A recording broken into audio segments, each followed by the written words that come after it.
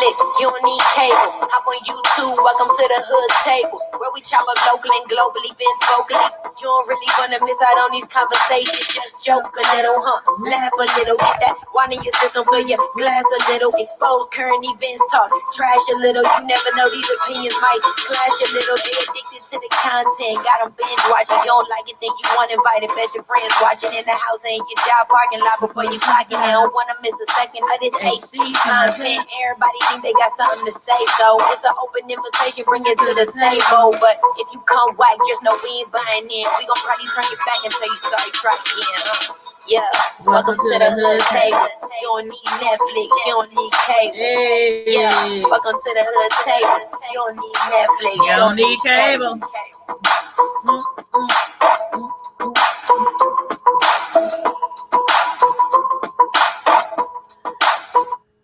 Hey everybody, welcome to the Hood Table one more again. Thanks for tuning in this afternoon, this beautiful Friday afternoon. At least it's pretty nice here. It's really warm, but it's still pretty nice here. And some of the rioting and stuff, I won't say protesting because I'm all for the protesting. I was out there protesting myself. But as far as like the rioting and, some of that has died down. So I hope everybody is out there doing well, being safe, and being healthy during these hard times. But with that said, I want to thank you again for tuning in today. You didn't have to be here, but you are. We are about to review Ruthless, season 1, episode 12. Now, of course, as usual, any thoughts? Any opinions on the show, the characters, the storylines, feel free to put it in the chat section. And also, if you come in after the video is over with, feel free to comment in the comment section. And also don't forget that we have a Ruthless Facebook group. It is called Ruthless. Let me get the link here. Tyler Perry's Ruthless BET TV show fan group. That is the name of our Facebook group. So if you would like to join our Tyler Perry's Ruthless BET TV show fan group, I'm going to put the link in the chat so you can go ahead and click on that link and you can join that fan group. That is my fan group, so I'm not inviting you to some group that somebody else created. This is my fan group that I created on Facebook. So let's get right started, you guys, because I only got so long. I'm on lunch break, so I got to get back to work in a minute. But anyway, again, we are reviewing Ruthless season 1, episode 12, and the name of the show is called Wicked Acts. Now, last week, I had told y'all that I thought Ruth was going to be in some hot water, some big trouble after Daikon got upset after they had their little sexual encounter in that trailer.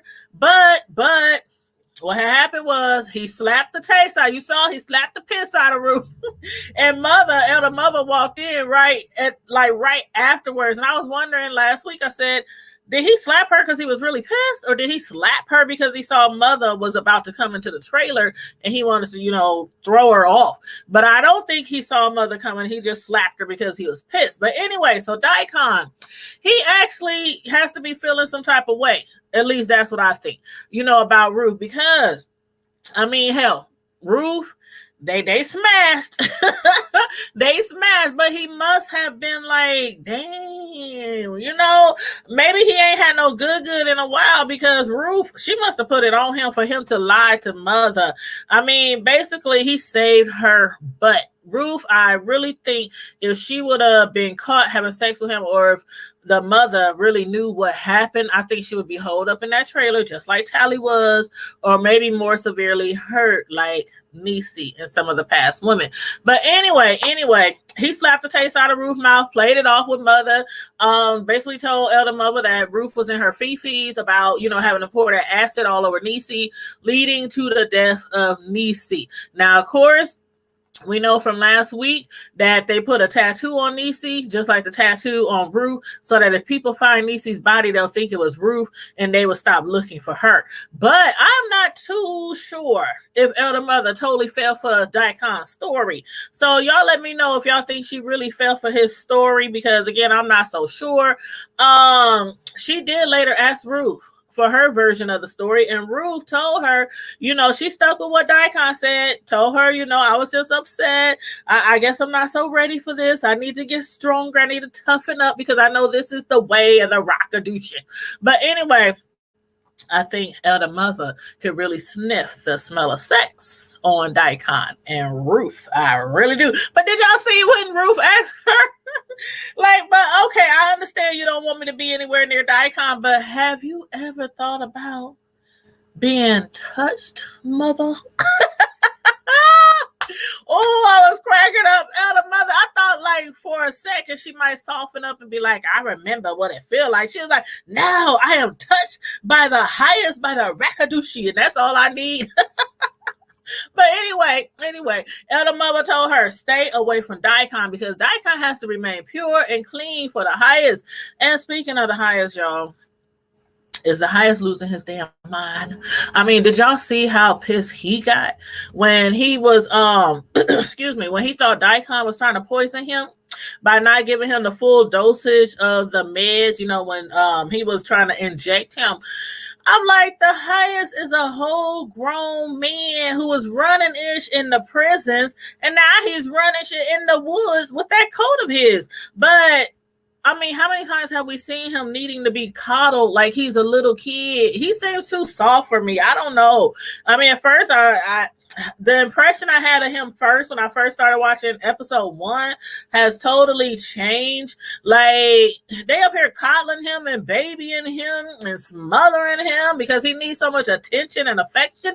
He is much too emotional to be running a cult. And I'm surprised, as emotionally unstable he is, that some of them people who maybe try to get away, or some of them people who's like, just woke up and like, this ain't right. I'm surprised some of them ain't try to overrun the camp or, try to put his butt out. But anywho, on the other side of town, Melinda, the one that they sent to the sheriff office, she's with Deputy Pogue. Now, last week we did see her. She found her way into Deputy Pogue's house after a meal. After she finished eating her meal, she started to eat him.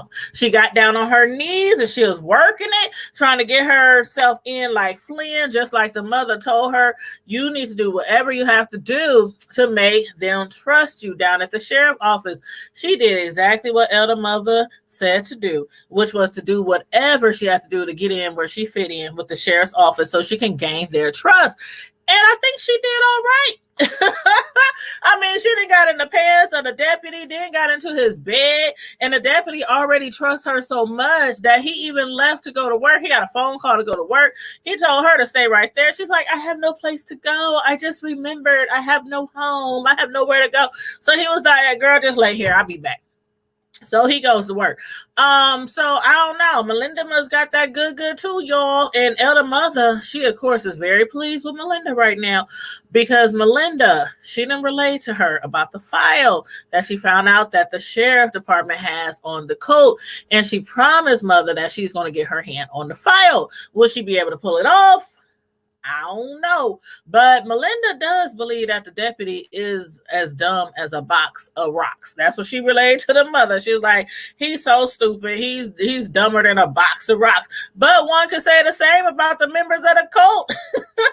I mean, did you see Melinda's face?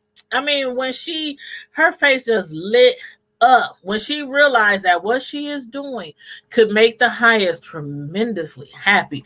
And that's all she's thinking about right now. That's all she's concerned. She knows that she needs to do exactly what needs to be done for the highest. The highest needs to get out of his funk. He needs to get out of that depressive stage that he's in right now. Somebody need to bring that man's post spirits up again. Like I said, I think he is just too emotional to be running a cult. But anywho, I don't think Mother needs to be running the cult. That, man, we're going to get on her in a second. But anyway, let's discuss Malcolm and Sarah. Last week, we saw how Sarah basically told Malcolm, we can't do this anymore. We slept together. We both committed adultery. You have a wife. I have a husband. My husband is up at the cult and I have to see what's going on. I want to be with my husband. I love him. But, after telling him over and over, telling Malcolm she don't want to have nothing to do with him, don't come to my home, we don't need to talk. He pops up at her crib anyway. Like, he is really, really persistent.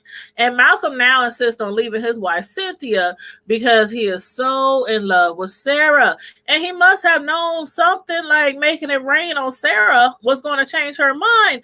He was right. At least it appears to be. Sarah, when she heard that he had paid off her mortgage, he paid up her mortgage bills. He paid up her car note to date, and he gave her $6,000 of spending money. Because let's not forget, Andrew had to replenish their bank accounts because that is what is required to join the cult. They have to give up all their resources. They have to replenish all their bank accounts and get the money to the highest so he can help fund the cult. So next episode, I guess we're going to find out if Sarah, if him paying off her bills, and giving her some spending money, if that was enough to get her back, with him, if that was enough for Malcolm to get close to Sarah again. We shall see, because after that, they didn't really, discuss too much with them. We didn't see no more scenes with them too. But when Ruth was trying to convince Andrew that she is on his side, that he has an ally in her, I was still wondering, is he still an active undercover agent, or has he gone rogue? Has he converted, to truly become part of the cult? Because sometimes it has been really hard to tell if Andrew is on their side, if he's still on the FBI side, if he's there to live and raise a family with Tally, or is he still there to help bring the children home? And to bring Tally and Ruth home. Sometimes this has been hard to tell. So, you know what? I believe that's what Ruth was trying to figure out too. She was trying to find out, as well, for her and Tally's sake. Like, is you still on our side? Are you against us? Are you for us? Like, are you on the side of right or on the side of wrong? Have you been converted or not? But Ruth, she was trying her hardest because Tally is going through something right now. She's missing her daughter. She hasn't seen her daughter. So Ruth was trying to convince Andrew to help Tally see her daughter. Now, you saw how Ruth really wasn't like, I'm sure she's concerned with her daughter, but it's all about Tally right now. It's all about Tally's mental right now.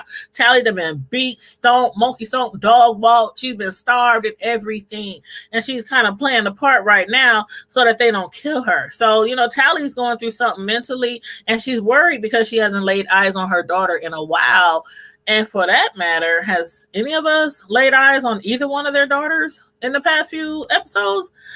I can't even remember. I ain't even gonna lie. I can't even remember last time I saw them kids. But still, Andrew was not convinced, and he refused to help Tally see her daughter. But then, what do you know? The highest, he was right. He was absolutely right. And it quickly spread throughout the compound that the authorities was on their way. And Elder Mother, she must have broke her neck to get those kids. She went and got them kids and got them all in that room. And she got the Elevate box. And I was like, what the hell is the Elevate box? But the Elevate box is a box of little small jars of applesauce for them to give to the kids. At least that's what the kids think it is. They think they about to eat some applesauce. Mother then handed a jar of applesauce to each one of the kids. But Ruth was not having it. Ruth nor Tally was having it. They broke camp trying to get there before Mother had a chance to poison the kids, because what's in that applesauce is really poisoning. Ruth and Tally, they were trying to come up with anything, any excuse, any reason, so the children wouldn't have to cross over to the other side, because that's basically, in the words of Ruth, Mother was like, you're stopping me from doing what? And Ruth said, I'm stopping you from sending the kids onto the other side so they won't be lost forever. Basically, Ruth was trying to stop the kids from being murdered by Mother. They was begging Mother, like, please wait till they sound the alarm. We're not supposed to get the kids this stuff until they sound the alarm. I guess that's the rules, that if they sound the alarm, that means kill the kids. That means give them the fake applesauce and put all the kids out of their misery and send them over to the other side so they won't be lost forever. They souls, I guess. But the kids had no idea what they were holding in their small hands. They didn't know that that little jar of applesauce was really not applesauce, but would result in the end of their little lives. But Ruth, she stood firm. Her and Tally, they stood there. They was not willing to go up until Andrew busted up in there with that big old gun. Daikon, I don't know if he sensed that they were there to rescue the kids, but he did say, make sure everybody get on their post, Ruth, Tally, and everybody. So Andrew, he went looking for them, trying to make them get on their post. They wasn't having it. They went outside. They was going off on Andrew, telling him they ain't leaving. Elder mother's going to kill all the kids. But Andrew promised them. He promised them. He managed to, and it took a lot. It took a lot, but he finally managed to convince them. The kids ain't gonna die. The alarm isn't gonna sound off. And I'm thinking, how the heck is the alarm not gonna sound off? Because it looked like it's about to go down. But anyway, Andrew, he done climbed up on top of his post, had his gun, had his rifle, whatever he was. I guess he's a sniper because, he used to be a cop in the FBI and all. He got all that training and stuff. So he's a sniper at the top of the post. And if you wasn't paying attention, you would have missed it because I was like, let me rewind this a few times, make sure I saw what he did. He pulled a little string, I guess, to disable the alarm. So just in case they did say ring the alarm, it wouldn't go off. So he kept his promise. The children was not going to be killed, The alarm didn't go off because he disconnected it. Then after he disconnected the alarm, he called his superior, Mac, to alert him to call the sheriff back or the lives of about 30 kids will be in danger. But then we see the car pull up, the sheriff's car, and it's Agent Brian. I thought it was the sheriff at first, but it was Agent Brian. So I wonder what was Brian visiting them for this time. And will all the children be spared? With his visit? And another question is, can the highest really see the future? Because he did kept saying that the authorities were going to come back. And he also kept having these visions of all the children dying. And then one more question, y'all. Do y'all believe that Tally and Ruth will be punished for being disobedient to Mother? Because Mother, she was getting upset because they would not leave and they would not go back to their posts. So y'all let me know if y'all think Ruth and Tally is going to be in a world of trouble on the next episode. You said no, Jewel. Hey, Miss Sislo, how you doing? Miss Sislo, you need to join us tonight on Friday Night Live. But man, I think Tally and Ruth is going to be in trouble next episode. I really, really, really, really do. Because you're not supposed to go against the mother. You're not supposed to go against the highest. Hell, you ain't supposed to go against anybody on that compound, especially the men. But do y'all really think that Andrew, like I said, sometimes it's hard to determine if Andrew has been converted, if he's still an active FBI agent, because at that point, when he convinced the ladies that the kids were not going to be killed and that he was going to make sure that the alarm didn't sound, it did seem like he was still an active undercover agent, right? Right? Am I right?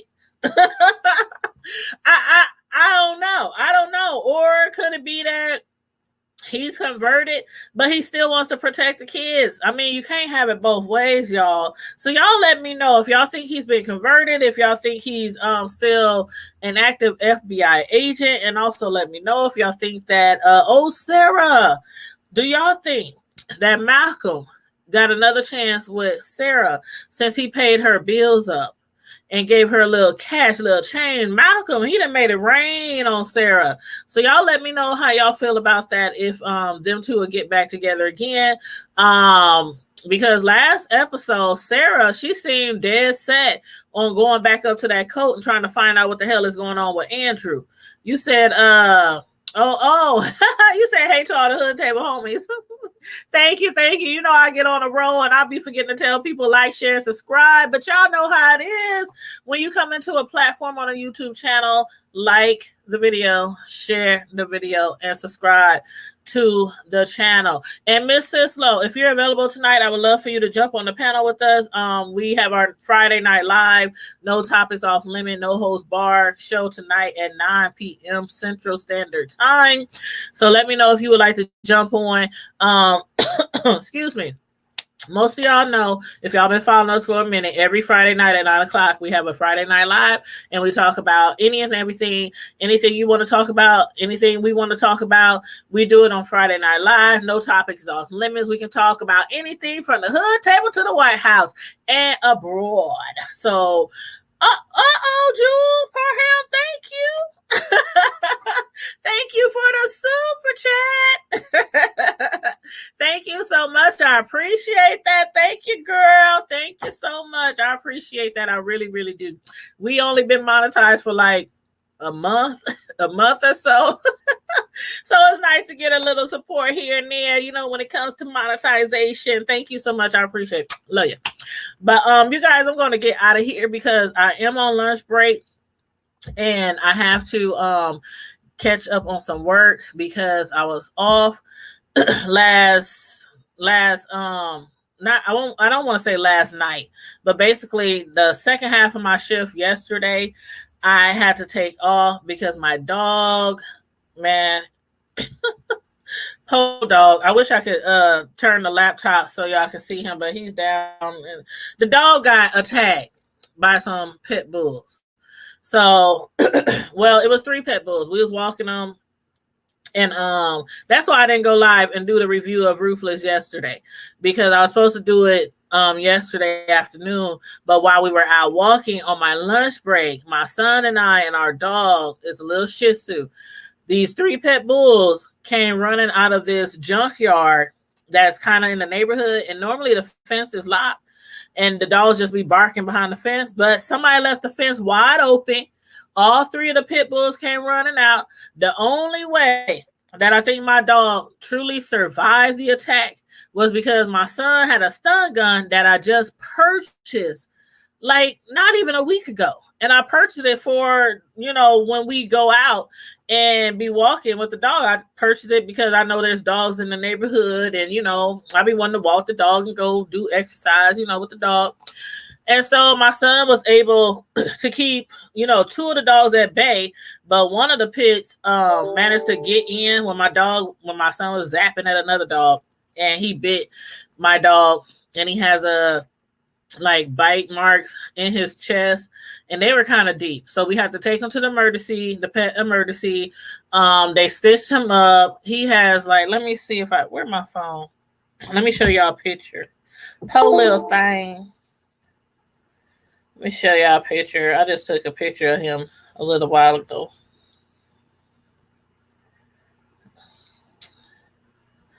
Hopefully you'll be able to see this.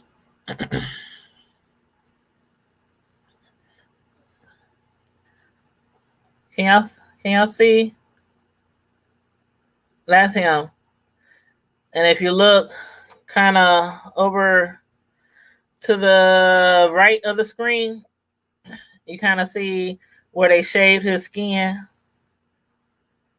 because they had to put a drain. They had to put a drain in him. He was bit in his chest right here by his shoulder, but they had to put a drain so that he could he had like fluid inside and they didn't want it to build any pockets. So they had to put a drain on him. But here's another picture. I'm trying to get y'all a good pic. Here's another pic. And he has this thing. If you can see, he has this thing around his neck. The little, you know, the thing they put around their neck so that they can't like bite their wounds or pull their stitches out and stuff like that. So, yeah. Poor little thing. It was 3 pit bulls. And like I said, here's him laying down. I just took this picture a little while ago to send to the boys. Both of my boys are at work. So I took a picture of him laying down. But yes, so he's gonna be he'll be okay, but he's in a lot of pain. He's in a lot of pain. He's man, when I tell y'all, my son was kicking them dolls. He was zapping the zapper, and I'm up here screaming and yelling. And the owners finally, I don't know if they thought they just yell and the dogs would come back to them, because they was just standing by the fence by their junkyard just yelling at the dogs, come back, come back, come back. And I'm up here like, come get your dog, come get your dogs. I'm up here like screaming. The neighbors on the block, they came out.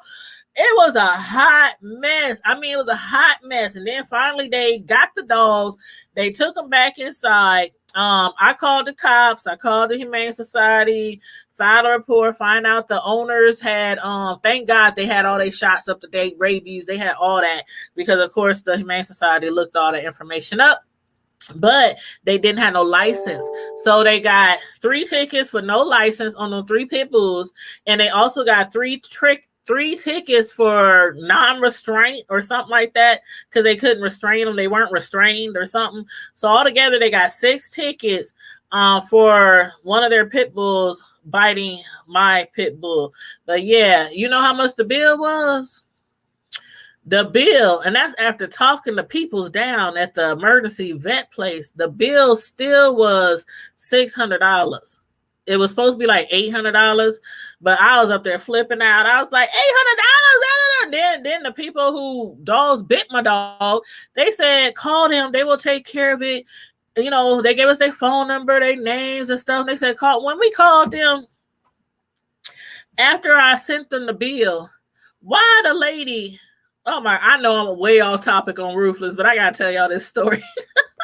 Why the lady who said that she would take care of it, she asked me for a copy of the bill. So I sent her the bill. I dropped the dog off so that he can get whatever needs to be done. They have to sedate him, put him to sleep, do stitches, you know, put the drain inside and under his skin, and they had to do all that stuff, right? So I go back home, go to the place where the business was, to, you know, show the lady the bill and ask for payment for my dog's vet bills.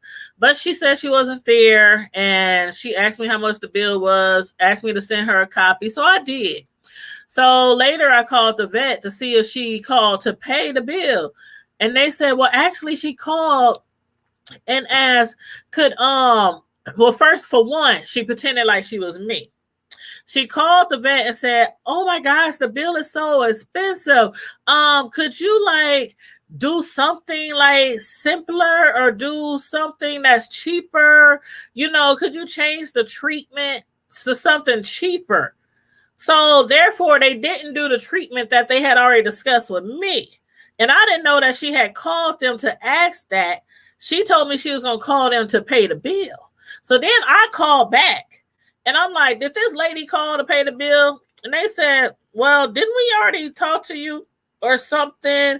And you told us not to do all the procedures that we said we have to do. And I said, no, I ain't talked to y'all about, you know, altering any of the procedures we had already discussed. And that's when they figured out that the lady had called, the owner of the dogs had called and pretended she was me. So therefore, I had been gone from the vet for over an hour. They have done nothing to my dog. All they did was gave him pain medicine. And they were trying to figure out a cheaper plan, a cheaper alternative to do what he absolutely needed, because that lady called in pretending she was me. So I called her back and I said, listen, this is how much the bill is. This is what you got to pay. Oh yeah, Jewel, I'm already planning to sue. I was going to sue regardless if she paid the bill or not, because for the pain and suffering of my dog can't walk. We have to carry him outside to use the bathroom.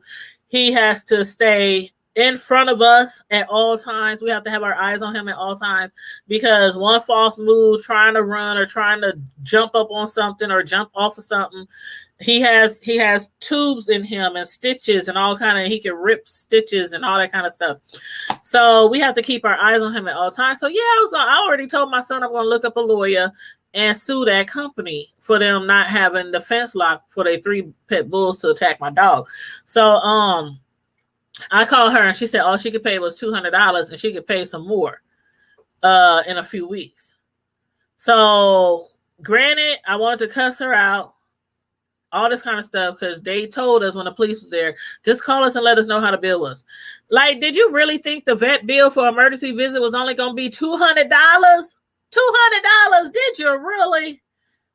Come on now. I knew that it's more than that. Darn near just to get their annual shots. It's almost $200 to get their rabies shot, you know, and get all their vaccinations.